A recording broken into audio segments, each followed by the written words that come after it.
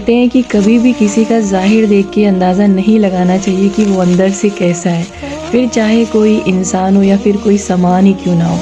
तो अस्सलाम वालेकुम guys, welcome back to my channel. लेकिन इंसान ना अपनी फितरत से मजबूर होता है। जैसे वो किसी भी चीज़ का ज़ाहिर देखता है ना, तो वो सोचने लगता है कि बाहर से जब ये अच्छा नहीं दिख रहा है तो अंदर से भी वो वैसे ही होगा।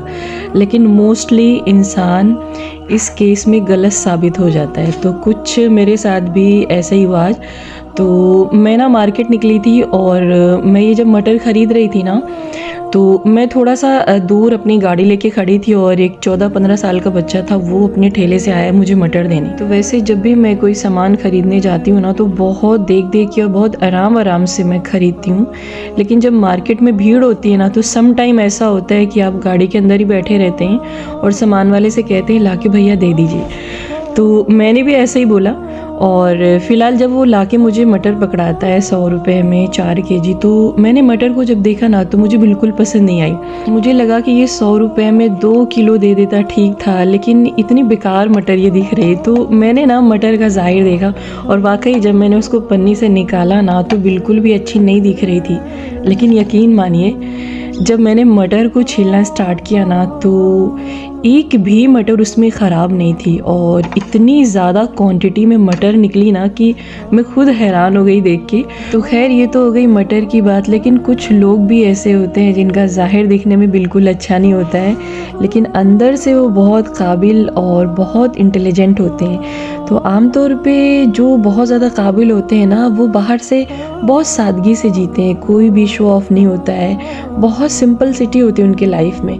तो आमतौर पे लोग उनसे इतना ज़्यादा इम्प्रेस नहीं होते हैं, और वो जिनका ज़ाहिर बहुत अच्छा होता है और बहुत ज़्यादा बनाव सिंगार करके रहते हैं ना, तो लोग उनकी तरफ ज़्यादा मुतासिर होते हैं। लेकिन अच्छे वो लोग होते हैं जिनकी जो है लाइफ स्टाइल बहुत सादी होती है, बहुत सिंपल होती है और आसपास बहुत ज़्यादा वो दिखावा नहीं पसंद करते हैं। तो खैर इसीलिए अल्लाह कहते हैं कि हमेशा अपनी सोच को अच्छी रखो और कभी भी किसी का ज़ाहिर देख के अंदाज़ा नहीं लगाना चाहिए कि वो अंदर से कैसा है। तो कई दफ़ा ऐसा भी होता है कि कोई चीज़ बाहर से बहुत खूबसूरत आपको दिख रही होती है, लेकिन अंदर से इतनी अच्छी नहीं होती। और ऐसे इंसान भी होते हैं कुछ जो सामने से बहुत ज़्यादा स्मार्ट, बहुत ज़्यादा स्टाइलिश, लेकिन अंदर से उनका बिहेवियर इतना अच्छा नहीं होता है। और ऐसी बहुत सारी खामियां होती हैं, यानी कि वो बाहर से बहुत प्यारे दिख रहे होते हैं लेकिन अंदर से बहुत सारी कमियां होती हैं। तो ज़रूरी होता है आपका अंदर से अच्छा होना।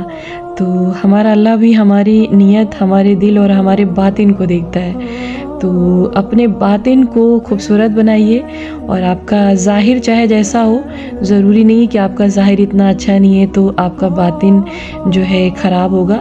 मेन होता है आपका बातिन, आपका अंदरूनी हिस्सा, उसको बेहतरीन बना के रखिए, क्योंकि हमारा अल्लाह उसी पे नज़र रखता है। तो खैर अल्लाह तो बातिन देखता है, लेकिन अगर बात की जाए लोगों की ना, तो लोग सिर्फ ज़ाहिर देखते हैं। तो मुद्दे की बात ये है कि आपको अपना बातिन और अपना ज़ाहिर दोनों ही अच्छा बना के रखना चाहिए। यानी आप अंदर से जैसे हैं ना, बाहर से उसकी झलक आनी चाहिए। तो फ़िलहाल ये वो चुकंदर है जिसको कि मैंने अपने टेरेस गार्डन यानी कि छत से तोड़ा था, और यहाँ पे मैं बनाने जा रही थी सैलेड। तो थोड़ी देर पहले मैंने इसको छील के पानी में डाल दिया और पानी का कलर आप देखिए, इतना प्यारा और इतना नेचुरल कलर इसका दिख रहा था ना, मतलब ऐसा लग रहा था कि पानी पी लिया जाए।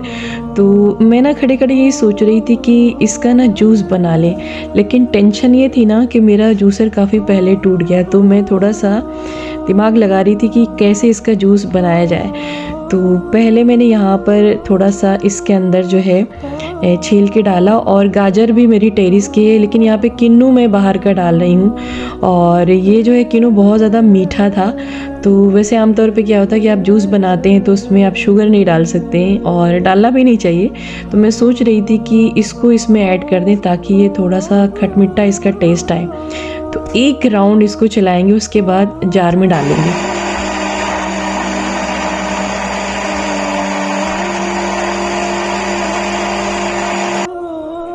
तो यहाँ पर मैंने गाजर, चुकंदर और 2 कीनू ऐड किया और साथ ही साथ मैंने पानी भी ऐड किया है।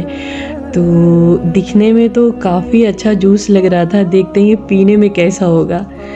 तो पहले तो मैं इसको इस वाली छन्नी में छान रही थी, लेकिन इसमें थोड़ा सा ठीक नहीं लग रहा था, तो मैंने इससे जो बड़ी छन्नी होती है यानी कि जो ड्रेनर होता है उसमें मैंने जो है छाना। और इसमें छानते ना तो बहुत ज़्यादा उसका जो है वेस्ट निकल जाता। तो खैर छानने के बाद यहाँ पे 2 ग्लास मेरे एकदम नेचुरल जो है जूस रेडी हुए, और देख के इतनी खुशी हो रही थी। और जो मेरा अरमान था ना कि मैं अपने टेरेस पे जब चुकंदर लगाऊंगी तो उसका जूस पीऊंगी, तो वो आज अल्हम्दुलिल्लाह पूरा हो गया था। वैसे आप मार्केट में जाएंगे ना तो आई थिंक 1 गिलास जूस का प्राइस 50 to 60 रुपीज़ तो होगा ही, क्योंकि यहाँ पर गाजर है, चुकंदर है और किन्नू है। लेकिन अगर आप अपने घर पे अपने टेरेस पे सब्जियों को उगा रहे हैं ना तो बहुत सस्ते में आप चीज़ों को घर में रेडी कर सकते हैं, बिना किसी खाद के, बिना किसी दवाई के। तो मैं तो कहूँगी ना कि गार्डनिंग ज़रूर स्टार्ट करिए।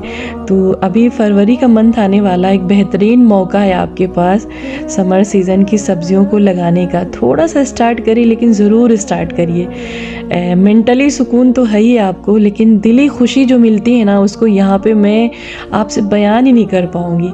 ये आप तभी फील करेंगे जब आप खुद गार्डनिंग स्टार्ट करेंगे।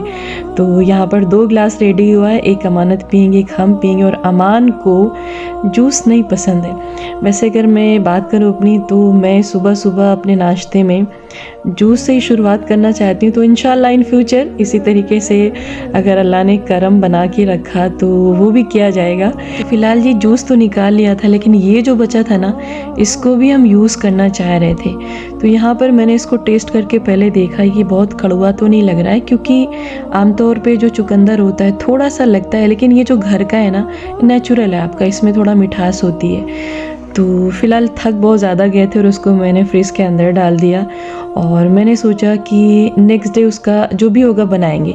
तो ऐसे बहुत सारे आइडियाज़, आप कुछ भी बना सकते हैं, लेकिन मैं ही सोच रही थी कि कुछ ऐसा बनाया जाए कि अमान को भी उसको खिलाया जाए, यानी कि वो नखरे ना करें खाने में। तो मोस्टली अमान बहुत नखरे करते हैं, लेकिन खाने के इतने शौकीन है ना कि मुझे पर डे परेशान करते हैं वो। और उनकी यही ख्वाहिश होती है कि मम्मा हर दिन आप अच्छा अच्छा बनाओ। तो मेरे को तो बहुत सिंपल खाना पसंद है, लेकिन अमान की वजह से मुझे बहुत ज़्यादा एहतियात रखना पड़ता है।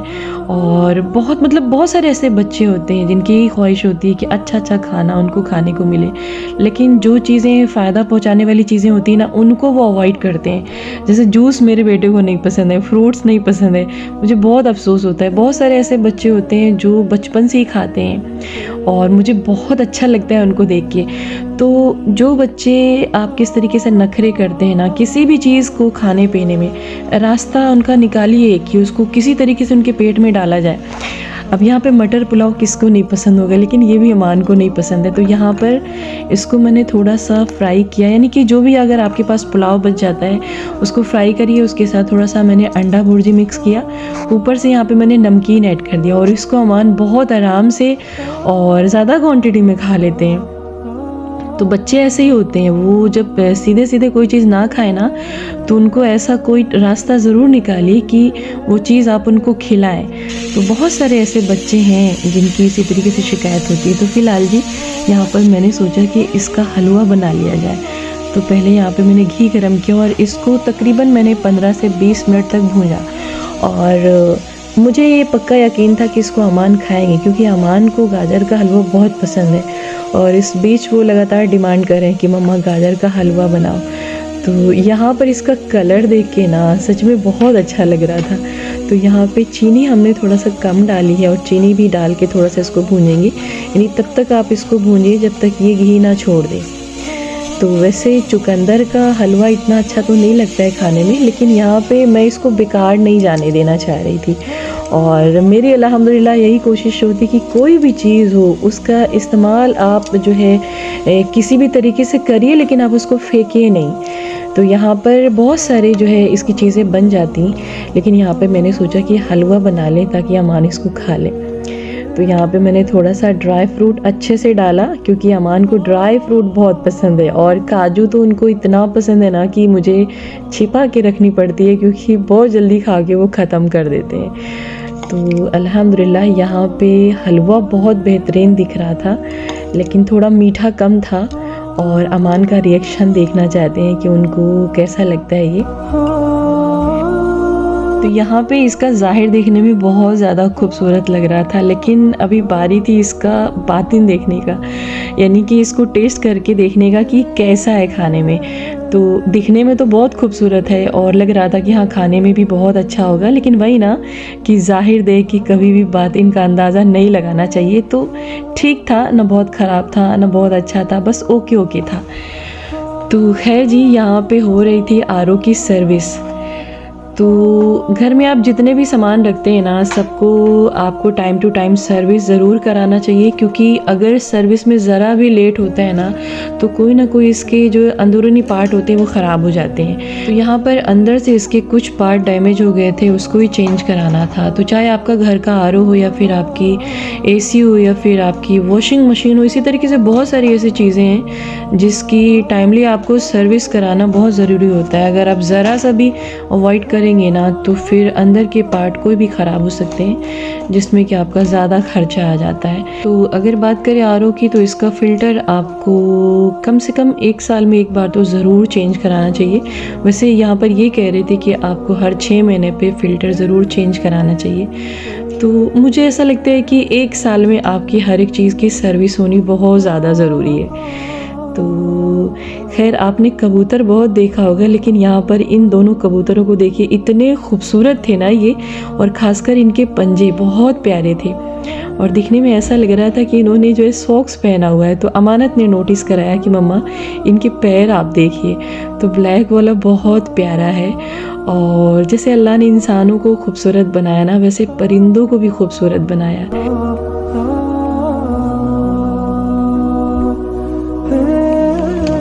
तो फ़िलहाल जी, अगर बात की जाए ठंड की, तो अल्हम्दुलिल्लाह इस बीच थोड़ी राहत है, क्योंकि पिछले 2-4 दिनों से धूप काफ़ी खिली खिली और तेज़ निकल रही है, और 20-25 दिनों की कड़ाके की ठंड के बाद थोड़ी सी राहत है अल्हम्दुलिल्लाह। तो बहुत ज़्यादा ठंड पड़ रही थी, और लेकिन मैं ज़्यादा मोस्टली बिज़ी थी, क्योंकि ठंड का ऐसा मौसम है ना, जितना आप आराम करेंगे ना उतनी ही आपको प्रॉब्लम होगी।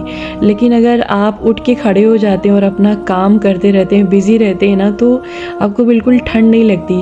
और मुझे तो ऐसा लगता है ना कि ठंड का मौसम एक ऐसा मौसम होता है जिसका भरपूर फ़ायदा उठाना चाहिए आपको। यानी जो भी आपके काम पेंडिंग पे पड़े हैं ना, उनको करिए आप, क्योंकि यहाँ पे आपको ठंड बिल्कुल नहीं लगती। लेकिन मसला कपड़े वगैरह के सूखने का हो जाता है, और इस बीच जब धूप नहीं निकल रही थी ना, कपड़े बहुत इकट्ठे हो गए थे, और फिर यहाँ पर अभी मैंने बेडशीट वगैरह डाला था धुलने के लिए। तो खैर, हर मौसम अच्छा होता है, चाहे ठंडी हो या गर्मी हो या बारिश हो, सबकी अपनी अलग अलग अहमियत होती है और अलग अलग उसका जो है मर्तबा होता है। लेकिन ठंडी मुझे इतनी पसंद नहीं है, लेकिन जो सुबह होती है ठंड की ना, वो मुझे बहुत ज़्यादा पसंद है, क्योंकि बहुत सुकून होता है और बहुत अच्छा टाइम मिलता है उसमें इबादत करने का। और आम तौर पे लोग बहुत ज़्यादा मुश्किल होता है उनको ठंड में उठने का, लेकिन मुझे तो बहुत ज़्यादा ठंड की सुबह पसंद है। और अल्लाह का शुक्र है कि अभी विंटर वेकेशन चल रहा था, लेकिन जो हम लोग का रूटीन था पहले ना, वैसे ही चल रहा है अभी भी अल्हम्दुलिल्लाह। और मेरा उठना होता है सुबह 4 बजे, और बच्चे हमारे उठ जाते हैं तकरीबन 4:30 पौने 5 तक, और उनको तो मुझे डांट के लिटाना पड़ता है, और बहुत जल्दी उठ जाते हैं, खासकर अमान बहुत जल्दी उठ जाते हैं। तो खैर, कोई भी आपका जो वेकेशन हो, लेकिन जो आपकी रूटीन है ना, वो कभी गड़बड़ नहीं होनी चाहिए, क्योंकि एक दिन आप सोएंगे, दूसरे दिन आप उठ जाएंगे, तो इस तरीके से बहुत ज़्यादा फ़र्क पड़ता है। कोई भी अगर आपकी आदत है ना, अगर आप उसको 1 महीना फॉलो कर लेते हैं ना, बहुत आसान हो जाता है। और अल्हम्दुलिल्लाह मुझे अपने बच्चों के लिए कभी भी ये नहीं करना पड़ा। और अगर बात की जाए बच्चों की सोने और जगने की, तो बहुत ज़्यादा इसका आपको एहतमाम करना चाहिए। मैंने ज़्यादातर देखा है कि बच्चे आजकल 11 बजे 12 बजे तक जगते रहते हैं, बहुत ख़राब है ये आदत। अपने बच्चों को बचपन से आदत बनाइए जल्दी सोने की और जल्दी उठने की, क्योंकि जो सुबह का टाइम होता है ना, उसमें बहुत बरकत है, इतनी बरकत है कि आप अंदाज़ा भी नहीं लगा सकते हो, और अल्लाह भी बहुत खुश होता है। तो मौसम कोई भी हो, आपको तो सुबह ही सुबह उठना चाहिए और अपने बच्चों को भी उठाना चाहिए, ताकि वो महसूस करें कि सुबह का वक्त कितना बरकत वाला और कितना खूबसूरत होता है।